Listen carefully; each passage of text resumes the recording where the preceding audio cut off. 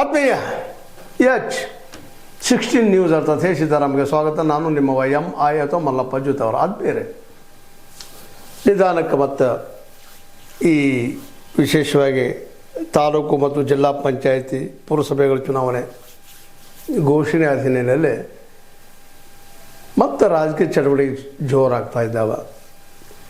ಅದರಲ್ಲೂ ಹುಕ್ಕೇರಿ ಭಾಗದ ರಮೇಶ್ ಕತ್ತಿಯವರಂತೂ ಜೊತೆಗೆ ಜೊಲ್ಲೆಯವರಾಗಿರ್ಬೋದು, ಇನ್ನುಳಿದವರು ಸಹಿತ ಎಚ್ಚರಗೊಂಡಿದ್ದಾರೆ. ಈ ಸಲ ಆದಷ್ಟು ಬೇಗನೆ ತಮ್ಮ ಕ್ಷೇತ್ರಗಳನ್ನು ತಮ್ಮ ಕೈಗೆ ಸುಪರ್ದಿ ತಗೋಬೇಕಂತೇಳಿ ಮೊನ್ನೆ PKPS ಒಂದು ಸಭೆ ನಡೆದಾಗ ರಮೇಶ್ ಅವರನ್ನು ಸತ್ಕಾರ ಮಾಡಿದಾಗ ಅವರು ತಾವು ಏನೇನು ಸಾಧನೆ ಮಾಡಿದ್ವಿ DCC ಬ್ಯಾಂಕ್ನಲ್ಲೇ ಮೊದಲು ಏನಿತ್ತು ಬಂಡವಾಳ 540 ಕೋಟಿ ಇದ್ದಿದ್ದು ನಾವು ಹೇಗೆ 6,800 ಕೋಟಿ ಮಾಡಿದ್ವಿ ಅಂತನ್ನುವಂಥ ಮಾತನ್ನು ಮಾತಾಡ್ತಾ ಜೊತೆಗೆ ಇನ್ನೊಂದೆರಡು ಮಾತನ್ನು ಮಾತಾಡಿದ್ರು ಅವರು.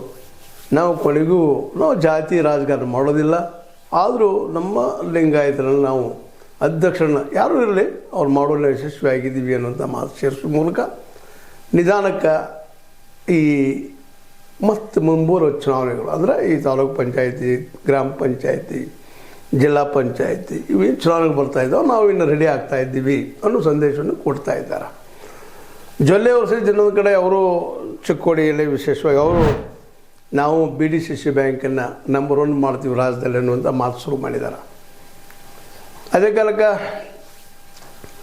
ಆಡದೆ ಮಾಡುವನು ರೂಢಿಯೊಳಗೆ ಉತ್ತಮನು ಅನ್ನುವಂಗೆ ಜಾರಕಿಹೊಳಿ ಅವರು ತಮ್ಮ ಕೆಲಸ ತಾವು ಸ್ಟಾರ್ಟ್ ಮಾಡಿದ್ದಾರೆ. ಇಲ್ಲಿವರೆಗೆ ಏನಾಗ್ತಿದ್ದಪ್ಪ ಅಂದ್ರೆ ಹೊಂದಾಣಿಕೆ ರಾಜಕಾರಣ ಮೇಲೆ ಏನೋ ಬಗೆಹರಿಸ್ಕೊಳ್ತಾ ಇದ್ರು. ಈ ಸಲ ಹಾಗೆ ಆಗಲಿಕ್ಕಿಲ್ಲ ಅನ್ನುವಂಥದ್ದು ಎಲ್ಲರ ಮನದಲ್ಲಿ ಒಂದು ಸಂಶಯ ಮೂಡಿದ್ರಿಂದಾಗೆ ತಮ್ಮ ಕ್ಷೇತ್ರದಲ್ಲಿ ತಮ್ಮ ಜನರು ಹಿಡ್ಕೊಳ್ಳುವಂಥ ಪ್ರಯತ್ನವನ್ನು ಅವ್ರು ಮಾಡ್ಕೊಳ್ತಾ ಇದ್ದಾರೆ. ಅದೇ ಕಾಲಕ್ಕೆ ಸಹಕಾರ ಕ್ಷೇತ್ರದಲ್ಲೇ ರಾಜಕೀಯ ಬರಬಾರದಂತಿತ್ತು, ಆದ್ರೆ ಬಂದು ಹೋಗಿಬಿಡ್ತು ಮೊನ್ನೆ ಚುನಾವಣೆಯಲ್ಲ. ಹೊರನವ್ರು ಬಂದು ನಮ್ಮಲ್ಲಿ ಕೈ ಆಡಿಸ್ತಾ ಇದ್ದಾರೆ. ಅವ್ರಿಗೆ ಬರ್ಕೊಡೋದಂಗೆ ತಲುಪಿದ್ರಿ, ನಿಲ್ಲಿಸಿದ್ರಿ ಹುಕ್ಕೇರಿ ಜನ ಅಂಥೇಳಿ ಅವ್ರಿಗೂ ಒಂದು ರೀತಿ ಶಾಬಾಷಿ ಇಟ್ಕೊಳ್ಳುವಂಥದ್ದು, ವಿಶ್ವಾಸ ತೆಗೆದುಕೊಳ್ಳುವಂಥ ಪ್ರಯತ್ನವನ್ನು ರಮೇಶ್ ನಮ್ಮ ಕತ್ತಿಯವರು ಮಾಡ್ತಾಯಿದ್ದಾರೆ. ಇನ್ನುಳಿದವರು ಅದು ಅದೇ ರೀತಿಯಾಗಿ ನಡೀತಾ ಇದ್ದಾವೆ. ಇದರ ಅರ್ಥ ಏನಪ್ಪ ಅಂದ್ರೆ ಮತ್ತೆ ಶುರುವಾಗಿದೆ ರಾಜಕೀಯ, ಶುರುವಾಗುವಂಥದ್ದು. ಯಾಕೆಂದರೆ ರಾಜಕೀಯ ನಿಂತು ನೀರಲ್ಲ, ಅದು ಚಲನೆ ಉಳ್ಳಂಥದ್ದು ಅಂತೇಳಿ ಈ ನೆಲೆಯಲ್ಲಿ ಈ ಒಂದಿಷ್ಟು ಅಲ್ಲಿ ಮಾತುಕತೆಗಳು ಆರಂಭ ಆಗಿದ್ದಾವೆ. ಇನ್ನು ಏನೇನು ಆಗಬಹುದು, ಏನೇನು ಆಗಲಿಕ್ಕಿಲ್ಲ. ಯಾಕಂದರೆ ವಿಶೇಷವಾಗಿ ತಾಲೂಕು ಪಂಚಾಯತಿ ಆಯಿತು, ಜಿಲ್ಲಾ ಪಂಚಾಯತಿ, ಗ್ರಾಮ ಪಂಚಾಯತಿ, ಅದರಲ್ಲೂ ಗ್ರಾಮ ಪಂಚಾಯತ್ ಚುನಾವಣೆಗಳಂತೆ ಅಲ್ಲೂ ಯಾವ ಪಕ್ಷಗಳು ಬರೋದಿಲ್ಲ, ಕಾಂಗ್ರೆಸ್ಸು BJP ಅಂತೇಳಿ ಯಾರು ಗೆದ್ದವ್ರು ನಮ್ಮವರು ಅನ್ನುವಂಥ ಮಾತಾಗಿ ಹೋಗ್ಬಿಡ್ತದೆ. ಇಲ್ಲಿವರೆಗೆ ಆಗಿದ್ದದ ಯಾರು ಗೆಲ್ತಾರೆ ಏನು ನಮ್ಮವ್ರಪ್ಪ ಅಂತ ಹೇಳುವಂಥದ್ದು, ಯಾರಿಗೆ ಅಧಿಕಾರ ಸಿಗ್ತದೆ ಅವ್ರ ಕಡೆ ಜಿಗಿದು ಹೋಗುವಂಥದ್ದು ಪಕ್ಷಾಂತರದಿಂದ ಸಾಕಷ್ಟು ನಡೀತಾನೆ ಇರ್ತಿರ್ತದೆ. ಮತ್ತು ಪಕ್ಷನೇ ಇಲ್ಲಿ ಓಡಾಡಿ ಕೆಲಸ ಮಾಡೋದಿಲ್ಲ. ಅಲ್ಲಿ ನಾಯಕರು ತಮ್ಮ ಜನರ ಆಯ್ಕೆ ಬರುವಂಥದ್ದು, ತಮ್ಮ ಪಂಚಾಯತಿ ತಮ್ಮ ಕೆಲವು ಇಟ್ಕೊಳ್ಳುವಂಥದ್ದು ಇದು ಸಾಮಾನ್ಯ ನಡೀತಾ ಬಂದಂಥದ್ದು. ಆದರೆ ಈ ಸಲ ಬೆಳಗಾವಿ ಜಿಲ್ಲೆಯಲ್ಲಿ ಒಂದು ಹೊಸ ರೂಪ ಪಡಿಬೋದು ಏನೋ ಅಂತೇಳಿ. ಯಾಕಂದ್ರೆ ಈಗಾಗಲೇ ಒಂದಿಷ್ಟು ಅಸಮಾಧಾನ ಸಮಾಧಾನ ಇನ್ನೂ ಒಟ್ಟಿನಲ್ಲಿದ್ದಾವೆ.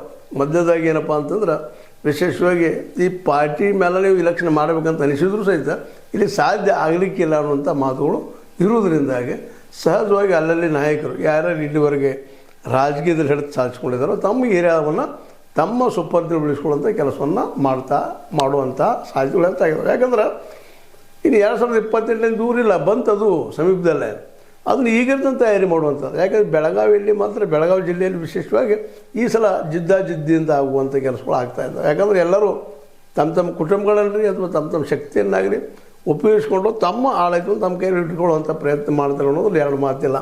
ಆಲ್ರೆಡಿ ಜಾರಕಿಹೊಳಿ ಸಹೋದರಂತೆ ಹೇಳಿಬಿಟ್ಟಿದ್ದಾರೆ. ಮೊನ್ನೆಯ ಈ ಒಂದು ಹುಕ್ಕೇರಿ ಚುನಾವಣೆ ಸಂದರ್ಭದಲ್ಲಿ ನಾವು ಸೋತಿರ್ಬೋದು, ಆದರೆ ಜನ ನಮ್ಮ ಮೇಲೆ ವಿಶ್ವಾಸ ಇಟ್ಟಿದ್ದಾರೆ, ಆ ಜನರ ಸಲುವಾಗಿ ಅದು ನಾವಿಲ್ಲೇ ಬರಲೇಬೇಕಾಗ್ತದೆ ಅಂಥೇಳಿ ಅಂಥ ಸೂಚನೆ ಕೊಟ್ಬಿಟ್ಟಿದ್ದಾರೆ. ನಾವಿನ್ನು ಕಾಂಪ್ರಮೈಸ್ ಇಲ್ಲ, ನಾವೇನಿದೆಪ್ಪ ನೇರ ಜನರ ಸಂಪರ್ಕ ಮಾಡ್ತೀವಿ ಬರ್ತೀವಿ ಅನ್ನೋಂಥ ಮೆಸೇಜ್ ಕೊಟ್ಟಿದ್ದಕ್ಕಾಗಿ ಇವತ್ತು ಕತ್ತಿಯವರು ಸಹಿತ ಎಚ್ಚರಗೊಂಡಿದ್ದಾರೆ. ಯಾಕಪ್ಪ ಅಂತಂದ್ರೆ ಬಿಟ್ಟು ಹೋಗಿಬಿಡ್ತದೆ ಇವತ್ತು ನಮ್ಮ ಅಧಿಕಾರ ಅನ್ನುವಂಥ ಮಾತು ಸಹಜದ ಅದು. ಯಾಕೆ ಈಗಂತೂ ಓಪನ್ ಆಗಿಬಿಟ್ಟದ, ಓಪನ್ ಆಗಿ ಕಾಂಪಿಟೇಷನ್ ಮಾಡ್ತಾಯಿದ್ದಾರೆ. ಇಲ್ಲಿ ಅಂತ ಮುಚ್ಚುವರು ಇಲ್ಲ ಮುಚ್ಚಬಹುದು ಅಂತ ಏನೋ ಒಂದು ವಿಚಾರ ಮಾಡಿದ್ರು ಭಾಳ ಜನ. ಇಲ್ಲ, ಮುಚ್ಚಲಿಕ್ಕೆಲ್ಲ ದೋಸ್ತಿ ಇದು ಮುಗಿದು ಹೋಗ್ಯದ ಅನ್ನುವಂಥದ್ದು ಇವತ್ತು ಖಾತ್ರಿ ಆಗಿದ್ದರಿಂದಾಗೆ ಎಲ್ಲ ಕಡೆಯೂ ಈ ಪ್ರಯತ್ನ ನಡೀತಾ ಇದ್ದಾವೆ. ಈ ದಿಶೆಯಲ್ಲೇ ಈಗ ಹೆಂಗೆ ಅವರು ಹುಕ್ಕೇರಿ ಭಾಗಕ್ಕೆ ಜಾರಕಿಹೊಳಿ ಸಹೋದರರು ಬಂದರು, ಅದೇ ಹಾಗೆ ಗೋಕಾಕ್ ಮತ್ತು ಅರವೇ ಭಾಗಕ್ಕೂ ಅವ್ರು ಬರುವಂಥ ಪ್ರಯತ್ನವನ್ನು ಇಲ್ಲಿಯ ಪಂಚಾಯತಿಗಳ ಮೇಲೆ, ಇಲ್ಲಿಯ ತಾಲೂಕು ಪಂಚಾಯತಿಗಳ ಮೇಲೆ ತಮ್ಮದು ಒಂದಿಷ್ಟು ಪ್ರಭಾವ ಬೀರುವಂಥ ಪ್ರಯತ್ನವನ್ನು ಈ ಸಲ ಮಾಡದೇ ಇರಲಾರರು ಅನ್ನುವಂಥದ್ದು ಅಷ್ಟು ಸತ್ಯದ. ಯಾಕಂದ್ರೆ ಅಟ್ಯಾಕ್ನ ಮದ್ದು. ನೀವು ಡಿಫೆನ್ಸ್ ಆಗ್ತಾ ಹೋದ್ರಪ್ಪ ಅಂದ್ರೆ ಅಟ್ಯಾಕ್ ಇದು ಜೋರಾಗ್ತಾ ಹೋಗ್ತಿರ್ತದೆ. ಅದಕ್ಕೆ ಅಟ್ಯಾಕ್ ಮದ್ದು ಆಗೋದ್ರಿಂದಾಗೆ ಇವರು ಸಹಜವಾಗಿನ ಗೋಕಾಕ್ ಮತ್ತು ಅರವಾಯಿ ಭಾಗದಲ್ಲಿ ತಮ್ಮ ಒಂದು ಶಕ್ತಿಯನ್ನು ಹೆಚ್ಚು ಮಾಡ್ಕೊಳ್ಳೋಂಥ ಪ್ರಯತ್ನವನ್ನು ಮಾಡ್ತಾರೆ ಅನ್ನೋದು ಎರಡು ಅಭಿಪ್ರಾಯ ಇಲ್ಲ. ಮತ್ತು ಮೊದಲು ತಮ್ಮ ಸ್ಥಾನವನ್ನು ಗಟ್ಟಿ ಮಾಡ್ಕೊಳ್ಳುವಂಥದ್ದು, ತಮ್ಮ ಏರಿಯಾವನ್ನು ಗಟ್ಟಿ ಮಾಡ್ಕೊಳ್ಳುವಂಥ ಪ್ರಯತ್ನವನ್ನು ಎರಡೂ ಭಾಗದ ಜನ ಮಾಡ್ತಾಯಿದ್ದಾರೆ. ಹೀಗಾಗಿ ಈಗೇನು ಒಂದಂತಿ ನೋಡ್ರಿ, ಈ ಬೆಳಗಾವಿ ಜಿಲ್ಲೆಯಲ್ಲಿ ಕುಟುಂಬ ರಾಜಕೀಯದಿಂದ ತುರ್ತಕ್ಕೆ ತಪ್ಪಿಸೋಕ್ಕೆ ಸಾಧ್ಯ ಇಲ್ಲ ಅಂತ. ಯಾಕಂದ್ರೆ ನೀವು ಎಲ್ಲಿ ನೋಡ್ತೀರಿ ನೋಡಿ ಅವರೇ ಕಾಣ್ತಾ ಇದ್ದಾರೆ. ಮೊದಲು ಕಲ್ಲಿ ಕಾಣುವಂಥದ್ದು ಜಾರಕಿಹೊಳಿ ಕುಟುಂಬ ಕಾಣ್ತದೆ, ಆನಂತರ ಕತ್ತಿಯವ್ರ ಕುಟುಂಬ ಕಾಣ್ತದೆ. ಮುಂದೆ ಅದೇ ಕಾಲಕ್ಕೆ ಅಥಣಿಯಲ್ಲೂ ಸಹಿತ ಒಂದು ರೀತಿ ಈ ನಮ್ಮ ಸೌದಿಯವರು ಇವತ್ತಿನ ತಮ್ಮ ಮಗನ ತಂದಿಲ್ಲ ಅಂತ ಅನಿಸ್ತದೆ. ಚಿದಾನಂದ ಕಾಂತವ್ರ ಮಗನ ಹೆಸರು ಅವರಿಂದ ನಾಳೆ ಬರ್ಬೋದು ಅನ್ನೋಂಥ ವಾತಾವರಣಗಳಿದ್ದಾವೆ. ಮುಂದಿತ್ತು ಪಟ್ಟಣದ ಕಡೆ ಹೋದ ಪಟ್ಟಣವರು ಸಹಿತ ನಂತರ ತಮ್ಮ ನಂತರ ಯಾರು ತರ್ತಾರೆ ನೋಡ್ಬೇಕಾಗಿದೆ. ಕೌದರಿಗೆ ಅವರಂತ ಈಗಾಗಲೇ ಕುಟುಂಬ ರಾಜಕಾರಣ ಅದ ಇಲ್ಲಿ. ಅಂದರೆ ಒಂದು ಕೆಲವೊಂದಿಷ್ಟು ಕುಟುಂಬಗಳು ಬೆಳೆದು ನಿಂತುಬಿಟ್ಟಿದ್ದಾರೆ. ಅವರನ್ನು ರಾಜಕೀಯವಾಗಿ ಅಲ್ಲಾಡಿಸೋ ಆಯಾ ಕ್ಷೇತ್ರದಲ್ಲಿ ಆಯಾ ಏರಿಯಾದಲ್ಲಿ ಭಾಳ ಕಷ್ಟದ ಮಾತು. ಮತ್ತು ನಮ್ಮ ಲಕ್ಷ್ಮೀ ಹೆಬ್ಬಾಳ್ಕರ್ ಅವ್ರನ್ನ ಬೆಳಗಾವಿ ಏರಿಯಾದಲ್ಲೇ ಅಷ್ಟೇ ಕಷ್ಟ ಆಗಬೇಕಾದ್ರೆ ದಿನಕ್ಕೆ. ಆದರೂ ಇವೆಲ್ಲ ತಮ್ಮ ಕುಟುಂಬ ರಾಜಕೀಯದಲ್ಲಿ ಪ್ರಬುದ್ಧತೆ ಪಡೆದಿದ್ರು ಸಹಿತ ಈ ತಮ್ಮ ಕುಟುಂಬ ರಾಜಕೀಯ ತಮ್ಮ ಏರಿಯಾದ ಉಳಿಸುವ ಸಲುವಾಗಿ ಪ್ರತಿಯೊಬ್ಬರು ತಮ್ಮ ಇನ್ನೊಬ್ಬರ ಕ್ಷೇತ್ರದಲ್ಲಿ ಒಂದು ಹಸ್ತಕ್ಷೇಪ ಮಾಡಲೇಬೇಕಾದಂಥ ಪರಿಸ್ಥಿತಿ. ಯಾಕಂದರೆ ನೀವು ನಮ್ಮ ಕ್ಷೇತ್ರಕ್ಕೆ ಬಂದರೆ ನಾವು ನಿಮ್ಮ ಕ್ಷೇತ್ರಕ್ಕೆ ಬರ್ತೀವಿ ಅನ್ನೋಂಥ ಮೆಸೇಜ್ ಕೊಡುವಂಥದ್ದು. ಇದರಿಂದಾಗಿ ಏನೋ ಒಂದಿಷ್ಟು ಸರಿಬೋದೇನೋ, ಆದರೆ ಎಷ್ಟು ಮಟ್ಟಿಗೆ ಆಗ್ತದೆ ಗೊತ್ತಿಲ್ಲ. ಬಟ್ ಒಂದು ಮಾತ್ರ ಈಗ ಕ್ಲಿಯರ್ ಆಗ್ತಾಯಿದೆ ಪಿಕ್ಚರು. ಒಂದು ಕಡೆಗೆ ಸೌದಿ ಮತ್ತು ನಮ್ಮ ಕತ್ತಿಯವರ ಒಂದು ಸಂಘಟನೆ, ಇನ್ನೊಂದು ಕಡೆ ಜಾರಕಿಹೊಳಿ ಅವ್ರದ್ದು ಮತ್ತು ಜ್ವಲ್ಲೆ ಅವ್ರದ್ದು, ಇದು ಎಲ್ಲಿವರೆಗೆ ಹೋಗ್ತದೆ ನೋಡಬೇಕಾಗಿದೆ. ಯಾಕಂದರೆ ಇಲ್ಲೇ ಒಂದು ಎರಡು ಪಕ್ಷದ ಇಲ್ಲಿ ನೋಡ್ರಿ, ಜಾರಕಿಹೊಳಿ ಕುಟುಂಬದಾಗ ಎರಡು ಪಕ್ಷಗಳಿದ್ದಾವೆ, ಕಾಂಗ್ರೆಸ್ ಮತ್ತು BJP. ಅದೇ ಕಾಲಕ್ಕೆ ಕತ್ತಿ ಅವ್ರದ್ದೇನಾದ್ರು BJP ಅದು ಕ್ಲಿಯರ್ ಕಟ್ಟಾಗಿ, ಜ್ವಲ್ಲೆ ಅವ್ರದ್ದು BJPನೇ ಅದ ಅವರಿಬ್ಬರದ್ದು. ಇದು ಪ್ರಾಬ್ಲಮ್ ಏನು ಬರೋದಪ್ಪ ಅಂತಂದ್ರೆ ಅಲ್ಲಿ ಎಷ್ಟು ಮಟ್ಟಿಗೆ ಹೊಂದಾಣಿಕೆ ಆಗ್ತದೆ ಅನ್ನೋಂಥ ಮಾತು. ಆದ್ರೆ ಸೌದಿಯವರು ಕಾಂಗ್ರೆಸ್ ಇರೋದ್ರಿಂದ ಅಲ್ಲಿ ಕಾಂಗ್ರೆಸ್ನಿಂದ ಎಷ್ಟು ಮಟ್ಟಿಗೆ ಹಿಡಿಬಹುದು ಅಂತ ಒಂದು. ಇನ್ನೊಂದು ಏನಪ್ಪ ಅಂತಂದರೆ ಭಾಳ ಮಹತ್ವದ ನಾವು ಗಮನಿಸಬೇಕಾಗಿದ್ದು, ಜಾರಕಿಹೊಳಿ ಮತ್ತು ಸೌದಿಯವ್ರ ಕುಟುಂಬದ ಮಧ್ಯೆ ಟಗ್ ಆಫ್ ವಾರ್ ಇರೋದರಿಂದಾಗೆ ಎಲ್ಲಿವರೆಗೆ ಇವರ ಮಿನಿಸ್ಟರ್ಶಿಪ್ ಸಿಗುವುದಿಲ್ಲ ಅನ್ನುವಂಥ ಒಂದು ಪ್ರಶ್ನೆ ಜಾರಕಿಹೊಳಿ ಕಾರಣದಿಂದಾಗೆ ಸೌದಿಯವ್ರಿಗೆ ಕನ್ಫರ್ಮ್ ಆಗಿದೆ ಈಗ.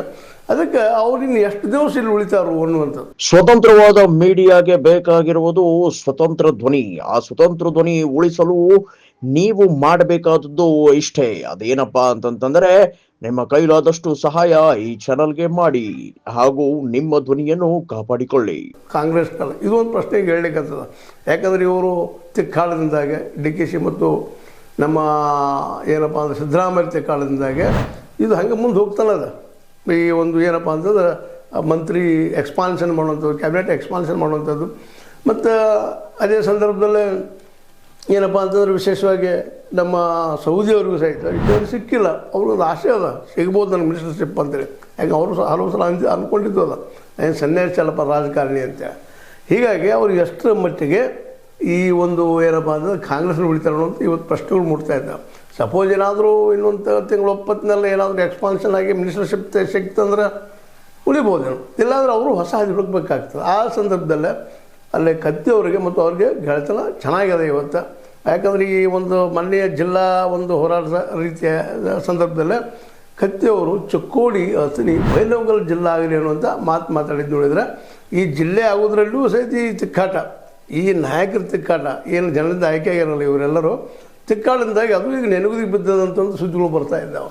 ಹೀಗಾಗಿ ಇದೇನು ಒಡೆದ ಒಂದು ನಾಳೆ ಮುಂಬರುವ ದಿನದಲ್ಲ ಕತ್ತಿ ಮತ್ತು ಸೌದಿ ಅವ್ರದ್ದು ಒಂದು ಕಡೆ, ಜೊಲ್ಲೆ ಮತ್ತು ಈ ಜಾರಕಿಹೊಳಿ ಇನ್ನೊಂದು ಕಡೆ ಒಂದು ಜಿಲ್ಲೆಯನ್ನು ಎರಡು ಭಾಗ ಮಾಡಬಹುದಾ ಅನ್ನುವಂಥ ಇವತ್ತು ಪ್ರಶ್ನೆಗಳು ಇದ್ದಾವೆ.